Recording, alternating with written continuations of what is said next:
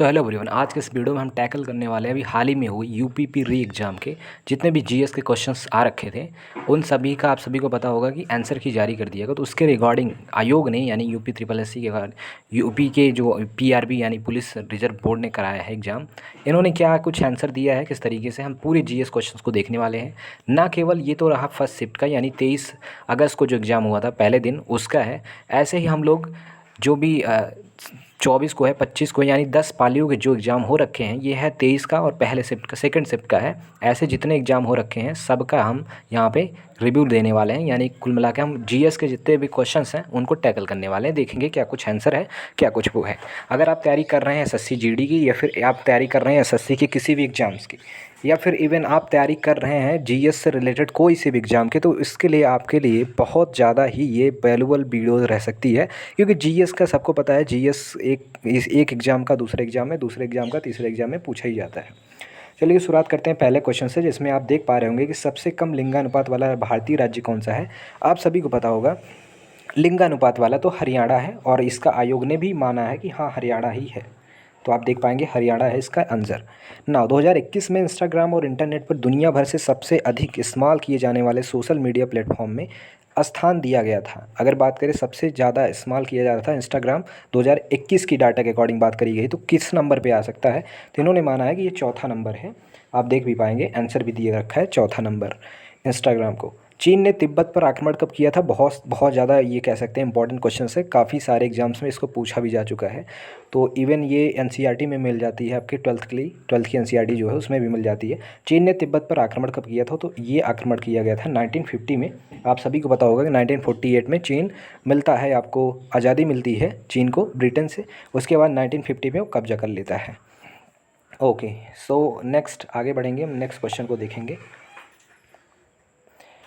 यहाँ पे आप देख पाएंगे अगेन, निम्नलिखित में से जीव को जल प्रदूषण या जैव संकेतक माना जाता है। तो आप सभी को पता होगा जो यहाँ पर है जल प्रदूषक के रूप में अगर आप देखेंगे यहाँ पे, तो शेर जो है, हालांकि जल प्रदूषक की बात करें तो शेर आपको सबको पता है जंगल में, जिब्रा भी जंगल में पाया जाता है। केचुआ की बात करें तो ये आपका ज़मीन में ही पाया जाता है, यानी सॉइल में पाया जाता है। बात करते हैं जब जल प्रदूषक की, तो उसमें मेढक आपको देखने को मिला, और मेढक सही आंसर मारा गया है आयोग के द्वारा। नाउ आगे बढ़ते हैं, आगे क्वेश्चंस को देखने वाले हम लोग। जैसे आप देख पाएंगे क्वेश्चन है जनसंख्या घनत्व के बारे में, तो इसको जनसंख्या घनत्व ये सबसे अच्छा क्वेश्चन माना जा सकता है जनसंख्या घनत्व के बारे में। तो आयोग ने क्या माना है उसको भी हम देखेंगे, लेकिन आप सबसे पहले जानिए कि घनत्व क्या होता है। घनत्व बराबर डेंसिटी अपॉन वॉल्यूम होता है, आप सभी को पता है। तो यहाँ पे आप देख पाएंगे density upon volume, density upon volume. लेकिन जब जनसंख्या घनत्व की बात आती है तो बात करी जाती है कि किसी पार्टिकुलर स्पेस में कितने नंबर ऑफ़ कैंडिडेट्स या नंबर ऑफ़ पीपल हैं। तो इसके अकॉर्डिंग यहाँ पे जो स्पेस ऊपर आ रहा है, स्पेस ऊपर आ रहा है, सबको काट दीजिए। यहाँ पे आकार की कोई बात ही नहीं करी जा रही, यहाँ पे जनसंख्या की बात करी जा रही, इसलिए यहाँ पे नंबर लिया जाएगा, और नंबर अपॉन स्पेस हम यहाँ पे कह सकते हैं सही आंसर है। आयोग ने भी यही माना है। नाउ नेक्स्ट क्वेश्चन आप जब देखेंगे तो देखेंगे बायोमेट्रिक प्रौद्योगिकी एकीकृत भारत के आंतरिक सुरक्षा ढांचे को कैसे बढ़ाता है, इसके बारे में पूछा गया है। तो यहाँ पे आप जान सकते हैं कि बायोमेट्रिक जो है वो पहचान और सत्यापन प्रक्रिया में सुधार करके, हालांकि आपको बहुत सारी चीज़ें इसमें सही लगेंगी, लेकिन इसका जो आंसर है वो है पहला आंसर, पहचान और सत्यापन प्रक्रियाओं में सुधार करके, यानी by improving the identification and verification process. Now next question आप देख पाएंगे यहाँ पे 1928 में बारडोली सत्याग्रह जो हो रखा था उसका नेतृत्व किसने करा था, तो आप सभी को पता होगा सरदार वल्लभ भाई पटेल ने करा था। इसका आंसर आपका है सरदार वल्लभ भाई पटेल। नाउ बात करेंगे प्रथम life time disturbing peace award के बारे में। तो शांति भंग का आजीवन पुरस्कार प्राप्त करा गया है, किसके द्वारा प्राप्त करा गया, ये प्राप्त किया गया है सलमान रश्दी के द्वारा। यानी आप पाएंगे कि first ever the life time disturbing the peace award is given to the Salman Rushdie. Now किस संविधान संशोधन के तहत लोकसभा और राज्यसभा में अनुसूचित जातियों जनजातियों के लिए सीटों का आरक्षण का आवंटन किया गया था, आप सभी को पता होगा। इसका जो था वो 79 संशोधन था। ये बहुत इंपॉर्टेंट क्वेश्चन है, लगभग आपको बहुत कम ही लोग इसका सही आंसर दे पाएंगे, क्योंकि 44th जो अमेंडमेंट है उसको भी सब लोग जानते हैं, 73rd जो है उसको भी जानते हैं, 42 जानते हैं वो भी, लेकिन यह 79 जो था इसी के अकॉर्डिंग जो SC ST का बाइफर्केशन करा गया था, इसी के अकॉर्डिंग करा गया था 79 की। 44 अमेंडमेंट बात करता है आपके राइट टू प्रॉपर्टी को एबोलिश करा गया था, जो भी यहाँ पे राइट टू प्रॉपर्टी अधिकार हुआ करता था फंडामेंटल, उसको हटाया गया। 3 क्या है, 73 आप सभी को पता होगा, ये है आपके पंचायत से, ग्राम पंचायत से रिलेटेड। और 42 की बात करें तो 42 संविधान संशोधन आप सभी को पता होगा, इसे मिनी कॉन्स्टिट्यूशन जो अमेंडमेंट हुआ था मिनी कॉन्स्टिट्यूशन भी कहते हैं। साथ ही साथ इसमें 3 वर्ड जोड़े गए थे जो थी आपके सेकुलर, सोशलिस्ट एंड इंटीग्रिटी, ये तीनों वर्ड इसमें जोड़े गए थे। ना लोकटक झील के बारे में बात करें तो लोकटक झील कहाँ पे है, तो लोकटक झील आप सभी को पता है यहाँ पे है मणिपुर में। तो मणिपुर में आपको लोकटक झील मिल जाएगी, वही आयोग ने भी माना है। प्रस्तावना उद्देश्य यानी राष्ट्रीय एकता अखंडता शब्दों का उद्देश्य किस मौलिक सिद्धांत को बढ़ा देता है, तो आप बात करेंगे unity and integrity of the Nations किसको यानी बढ़ावा देता है प्रियम्बल में, तो आप सभी को पता होगा फ्रेटर्निटी यानी बंधुता को बढ़ावा देता है, एकता और अखंडता। Now UDHR, now this is the important question, सबसे अच्छा क्वेश्चन। UDHR यानी मानव अधिकार की सार्वभौम घोषणा यानी कौन सा अनुच्छेद उत्पीड़न से शरण लेने के लिए गारंटी देता है, तो आप सभी को पता होगा यहाँ पर बात करी जा रही है मानव अधिकारों के सार्वभौम घोषणा के उत्पीड़न। नाउ आर्टिकल 10 क्या कहता है, आर्टिकल 10 ये आपका रिलेटेड टू है आपके कह सकते हैं नागरिकता से। नाउ आर्टिकल 18 क्या कहता है, आर्टिकल 18 कहता है उपाधियों का अंत होना चाहिए।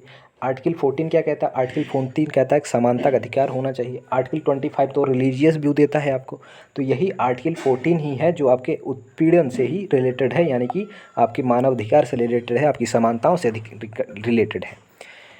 नेक्स्ट क्वेश्चन देखेंगे आप जब तब देखेंगे यहाँ पर NPA का पूर्ण रूप क्या है। NPA यहाँ पे क्या है, तो यहाँ पे NPA का मतलब होता है non performing assets.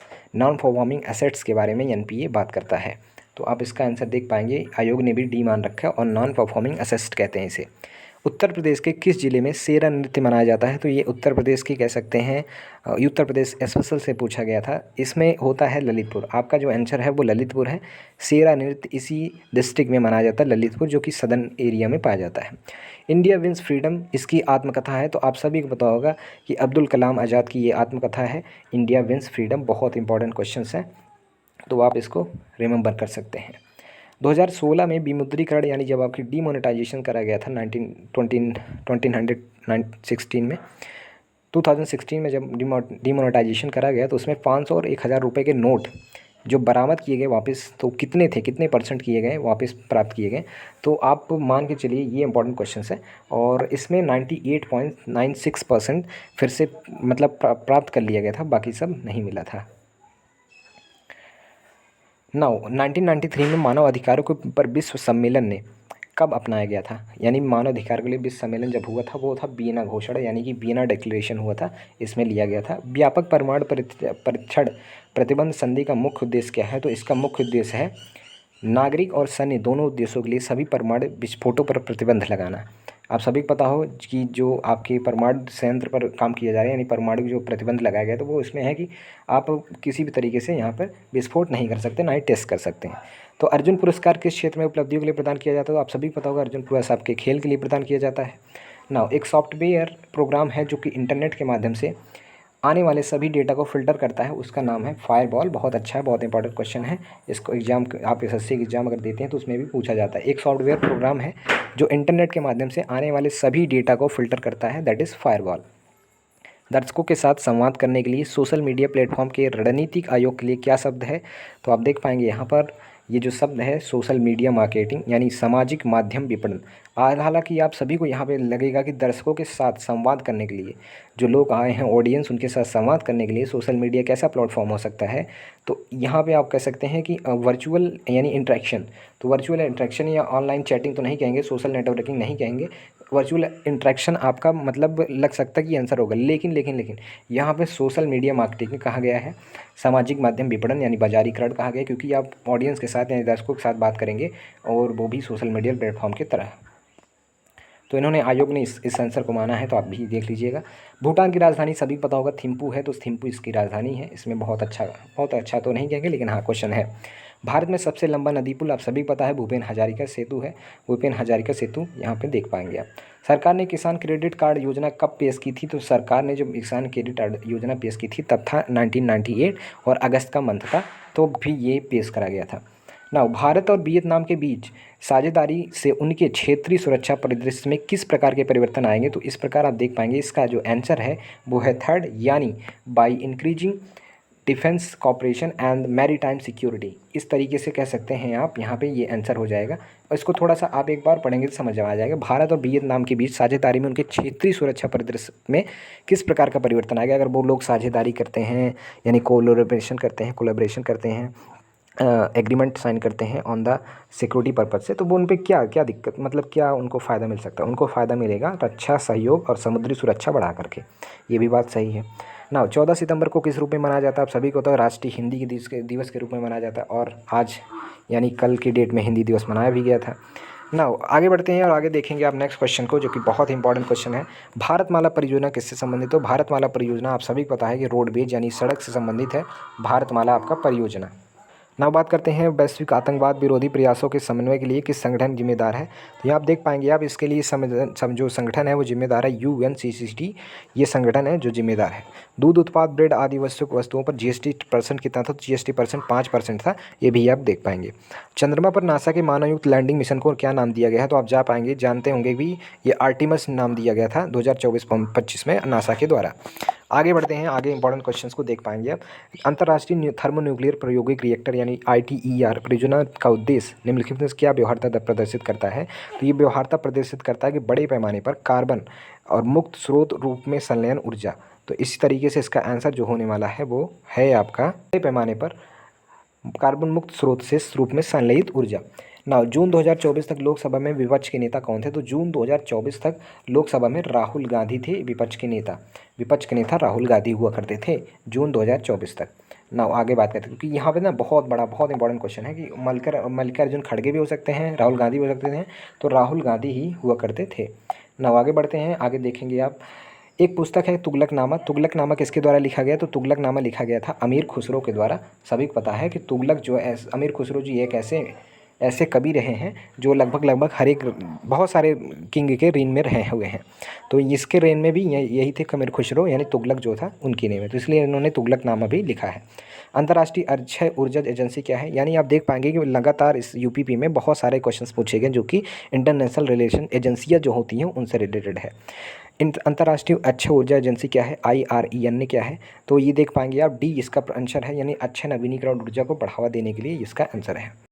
Now next question है 147, देख पाएंगे आप। भारतीय GST निम्नलिखित में से किस प्रकार की प्रस्तुत किया जा सकता है? तो भारतीय GST जो है वो है आपका एक, आप सभी पढ़ते भी हैं कि GST यानी गुड्स एंड सर्विस टैक्सेस, तो भी can say here the service tax.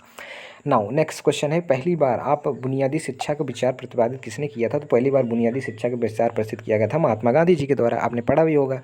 Now 2020 और 21 में कौन सा राज्य मसाले को प्रमुख उत्पादक था? बहुत ज़्यादा इंपॉर्टेंट क्वेश्चन है, ये है आपका मध्य प्रदेश, और देख पाएंगे कि ये चेंज भी होता रहता है। अच्छा, इसमें कन्फ्यूजन के लिए आपका केरला, तमिलनाडु, कर्नाटक भी दिया गया। बहुत सारे लोगों ने तमिलनाडु भी लगाया होगा क्योंकि उस इलाके में बहुत ज़्यादा कह सकते हैं मसाला वगैरह पाया जाता है ना। लेकिन 2020 और 21 की बात करें तो यहाँ पे तमिलनाडु नहीं बल्कि मध्य प्रदेश इसका सही आंसर था।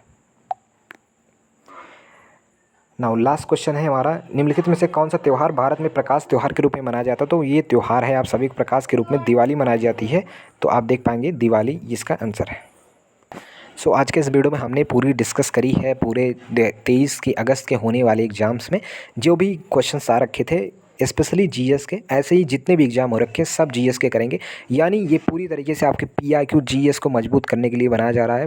जो पूरी सीरीज प्लेलिस्ट पड़ी होगी आप जा करके पूरी देख लीजिएगा। मिलते हैं नेक्स्ट वीडियो में, आज के लिए यहीं तक। बहुत बहुत धन्यवाद।